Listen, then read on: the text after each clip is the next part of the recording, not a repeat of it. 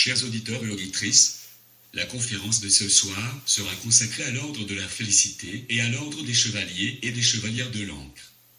L'ordre de la félicité, une société secrète libertine du XVIIIe siècle. Quelques définitions de termes du XVIIIe siècle. Un libertin est celui qui s'autorise à critiquer Dieu et le roi.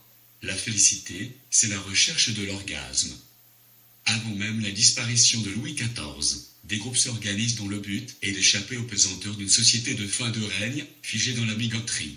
Le monde change et les Lumières diffusent les idées de liberté et d'un bonheur accessible ici et maintenant.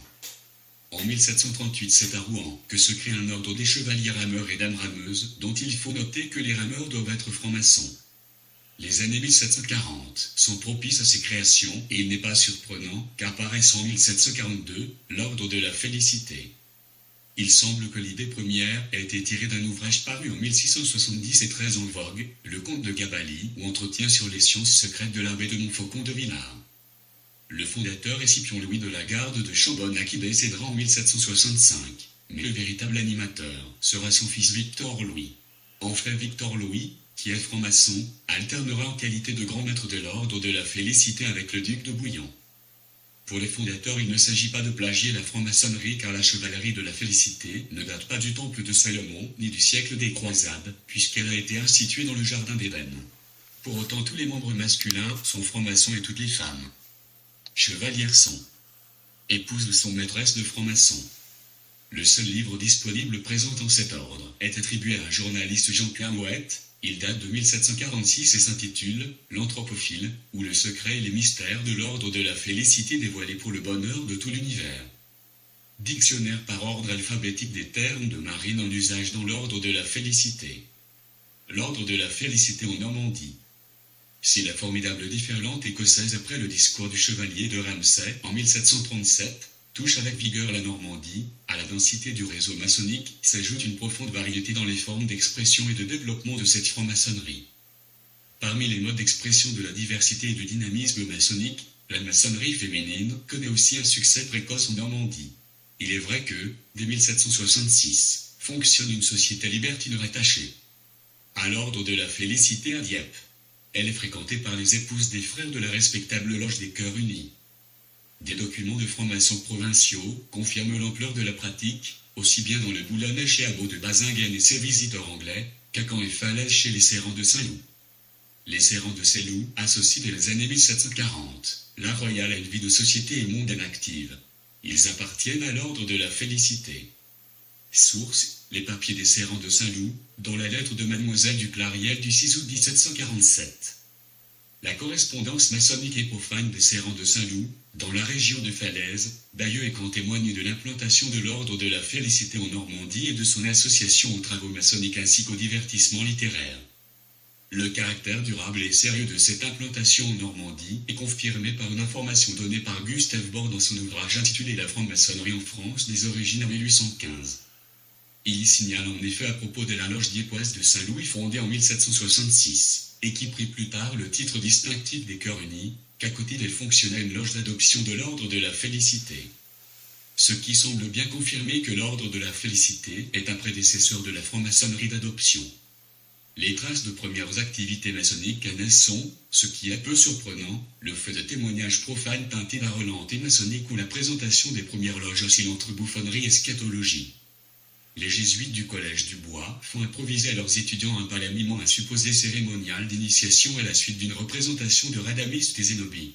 Nous sommes le 2 août 1741. Et quelques mois plus tard, les francs-maçons sont l'objet d'une nouvelle satire dans un écrit original attribué à l'abbé Poré ou à l'académicien Canet Le Corvaisier, intitulé Zéphira Artillerie ou la Société des Francs Péteurs, qui décrit les frasques d'une supposée caste où se réunissent des adeptes de la philosophie d'Épicure, libres penseurs plutôt sympathiques, dont la principale activité semble se réduire dans les missions de vent d'Oran. Si les moqueries et parodies, dont font l'objet les francs-maçons cannais, constituent une pratique vieille comme la franc-maçonnerie elle-même et au demeurant assez inoffensive, il n'est pas sans intérêt de constater qu'elles intègrent déjà les principaux griefs dont se nourrira sans cesse l'antimaçonnisme. L'ordre de la félicité est original, car autorisant l'admission de femmes et d'hommes, ainsi que pour son utilisation de la terminologie maritime, par exemple, les maîtres de loge sont connus sous le nom de chefs d'escadre. Certains rituels et vocabulaires divisent les chercheurs et les commentateurs quant à leur finalité et à leur mœurs. Pour certains, c'est une sorte de société clandestine qui couvre aussi l'ébauche d'un voile spécieux. Selon d'autres, une ébauche de la maçonnerie d'adoption et se trouve au-dessus de tous les reproches. C'est l'avis de l'écrivain Claude-Antoine Tory, lequel concède quand même qu'il s'y commit quelques excès, qui entraînèrent selon lui la création d'une société analogue mais distincte, la chevalerie de l'encre. La preuve laissée par Jean-Pierre Mouette est ambiguë. Il a insisté sur le fait que l'ordre n'était pas de la bouteille et de la débauche, mais certaines de ses inscriptions laissent perplexe. En dehors de ces rites, l'activité principale de l'ordre semble être les banquets. Les membres participent à des dîners réguliers qu'ils financent conjointement.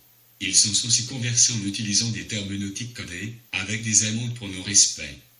Jean-Pierre Mouette produit un dictionnaire de ce vocabulaire maritime, orienté par les banquets mais aussi par les insinuations sexuelles. Ainsi il y a des références à l'anatomie féminine point montoir, pour les seins, cabestan, pour les cuisses, cale sèche, pour le ventre. Sans parler de ramasser les voiles, pour relever une jupe. La hiérarchie de l'ordre est également mentionnée avec des mots de passe spéciaux basés sur des acronymes. Félicitas, pour les chefs d'escadre semble inoffensif, mais pour le patron salé l'acronyme est fenouil, orange, violette, thym, renoncule, épine-vinette, éplil, foutre. L'initiation consistait en un voyage figuratif et allégorique sur l'île de la Félicité, auquel le candidat était supposé se rendre, et au cours duquel il rencontrait des dangers et des difficultés, qui donnaient lieu à des remarques appropriées de la part du président.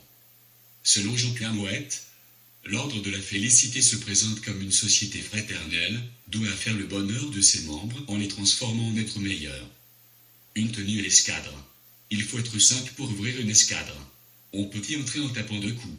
On trouve parmi les charges un chevalier qu'on caractérise par le titre de chérubin. Cette charge se donne ordinairement au dernier mousse reçu dans l'escale, dont le rôle semble d'ouvrir et de fermer les portes. Apparaît aussi un maître de cérémonie. Un grand maître qui est appelé aussi chef d'escadre.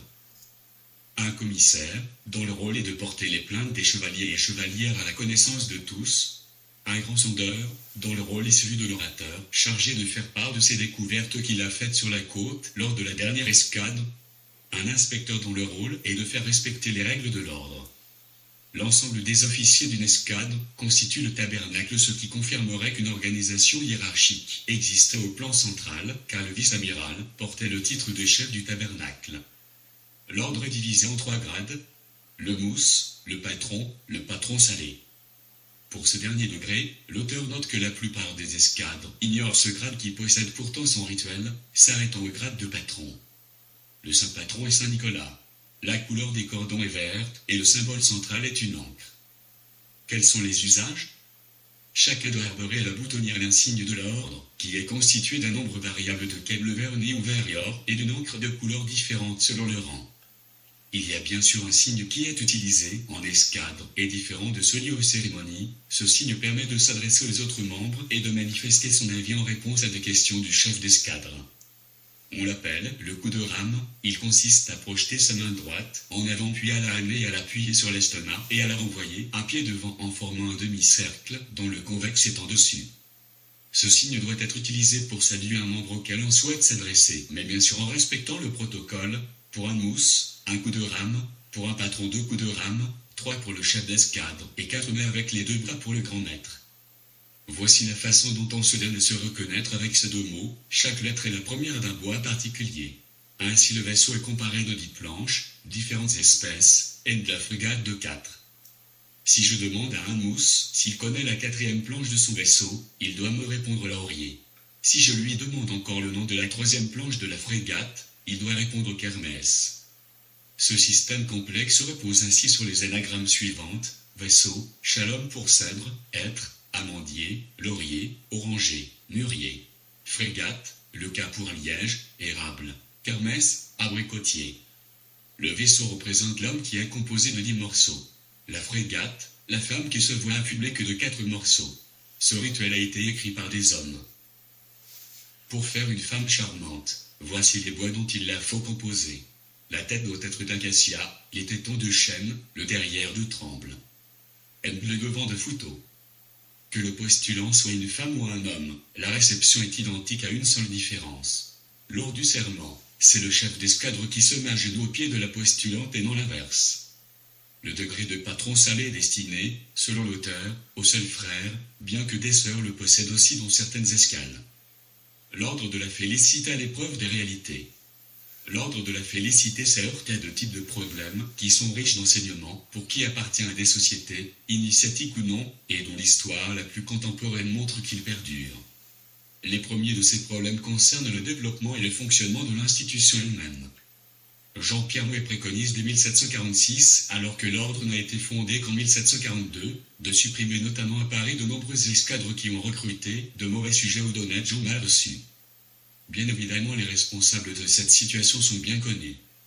Ce sont les petits patrons qui, par ambition personnelle, créent des escadres sans avoir les aptitudes et l'autorité indispensables pour bien les diriger. Pour résoudre ce problème, l'autorité centrale doit être forte et incontestée, et la solution proposée est de désigner pour chef un prince de sang royal. De fait, à la disparition du duc de Bouillon, qui fut la cheville ouvrière de l'ordre, la grande maîtrise fut proposée au comte de Clermont qui la refuse, estimant avoir assez à faire avec la franc-maçonnerie. L'ordre de la félicité n'est donc pas un chef qui s'imposa autant par le mérite que par la naissance. L'ensemble de ces problèmes et difficultés a débouché sur une conclusion qui n'est pas particulièrement originale si on considère la période contemporaine, la scission. L'ordre des chevaliers et chevalières de l'Ancre. Les dissidents créèrent donc un ordre des chevaliers et chevalières de l'Ancre. Cette scission s'opéra en 1745. Il paraît que parmi l'immense quantité de personnes de tout état qui avaient été reçues dans l'ordre de la félicité, il s'était introduit des gens d'une condition basse, la livrée parvint au grade suprême de chef d'escadre, et la grisette se nicha dans le tabernacle. La séparation devenait donc nécessaire. Les chevaliers de l'Ancre et leurs dames conservèrent cependant les formules de la félicité, à quelques variantes près. Cet avatar se maintint jusqu'aux années 1780. Mixité de l'ordre. Le dernier point qui peut à juste titre susciter des commentaires est celui de la nature réelle de la mixité mise en œuvre par l'ordre. Mais cette mixité pose une question autrement intéressante: y avait-il égalité entre les chevalières et les chevaliers? Il semble ici que la félicité a été réellement une société de son temps, mixité n'est pas égalité. Nous pouvons vérifier cette affirmation de manière surabondante. Souvenons-nous par exemple des châtiments prévus dans les obligations lors de la réception dans la société. Si les rangs sont serment, le chevalier perd son honneur, mais la chevalière devra, elle, subir les assauts des matelots les plus féroces. D'ailleurs, dans le même ordre d'idées est révélateur d'un certain machisme dont la gravité tient sans doute au fait qu'il est inconscient. C'est au chevaliéresque, il demandait d'avoir une tenue décente et même être embéguiné, tandis que les chevaliers arboreront soieries, rubans et autres fanfreluches.